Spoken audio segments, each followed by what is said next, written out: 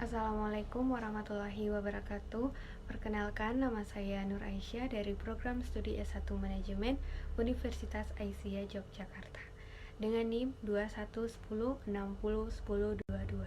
Di sini saya akan mempresentasikan tugas saya, yaitu materi tentang ijtihad jama'i atau ijtihad kolektif.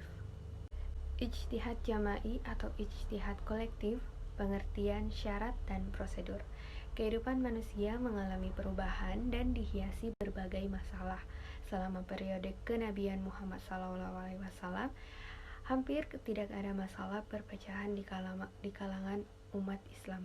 Setiap problem dapat ditanyakan kepada Rasulullah SAW. Perbedaan pendapat muncul setelah Nabi SAW wafat, lantaran persoalan-persoalan yang tidak memiliki presidennya di era kenabian.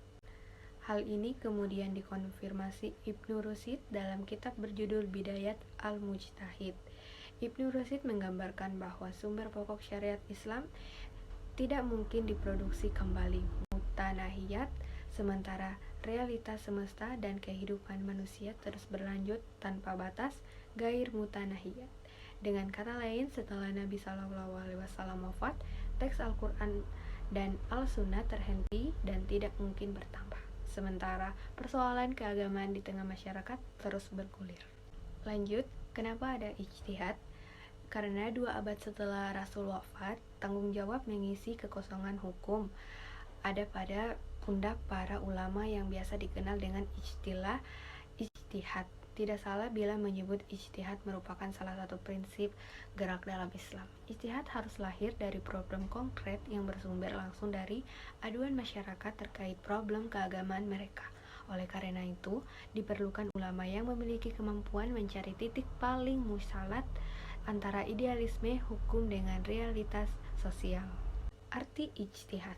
Dalam diskusi antara pimpinan Pusat Muhammadiyah dan Jabatan Mufti Negeri Perlis pada Senin, Dr. Khairuddin Hamsin menerangkan tentang definisi ijtihad.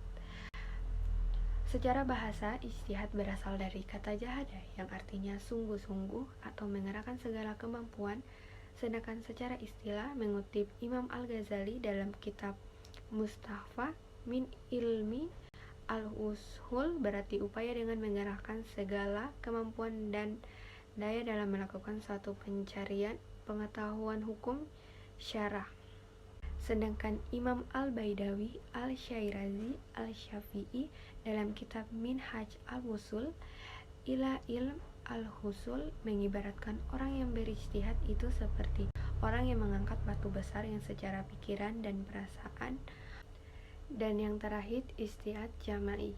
Dr. Haji Khairuddin Hamsin, Wakil Ketua Majelis Tarjih dan Tajdid PP Muhammadiyah, mengatakan bahwa di zaman ini rasanya kita akan kesulitan menemukan manusia yang memiliki kapasitas sempurna sebagai mujtahid mutlak seperti Imam Al-Syafi'i atau Imam Abu Hanifah. Jangankan mujtahid mutlak, level mujtahid mazhab yang ahli soal metode Syafi'iyah saja misalnya sudah sangat susah. Karenanya saat ini yang bisa diupayakan adalah menghimpun beberapa pakar untuk berdiskusi dalam ijtihad kolektif atau ijtihad jama'i. Ijtihad kolektif, ijtihad jama'i dianggap sebagai solusi yang tepat untuk mengatasi krisis pemikiran di dunia Muslim karena memungkinkannya penyelesaian masalah modern, kontemporer, dan kompleks serta cenderung mengurangi fanasimen mazhab hukum Islam. Salah satu alasannya adalah sejumlah ulama muslim dari berbagai mazhab dan berbagai disiplin ilmu dapat duduk bersama untuk melakukan ijtihad secara kolektif. Hal ini berbeda dengan awal terbentuknya mazhab ketika ulama secara individu menafsirkan kitab suci. Mengutip Nadir Shah Hussain, prosedur ijtihad kolektif ini diikuti karena para cendekiawan muslim menghargai dan memahami bahwa masalah di era modern jauh lebih kompleks daripada di masa kenabian 15 abad yang lalu. Oleh karena itu, komunitas muslim saat ini mengharapkan para cendekiawan muslim untuk memberikan jawaban yang luas atas masalah mereka. Sekian materi presentasi dari saya. Wassalamualaikum warahmatullahi wabarakatuh.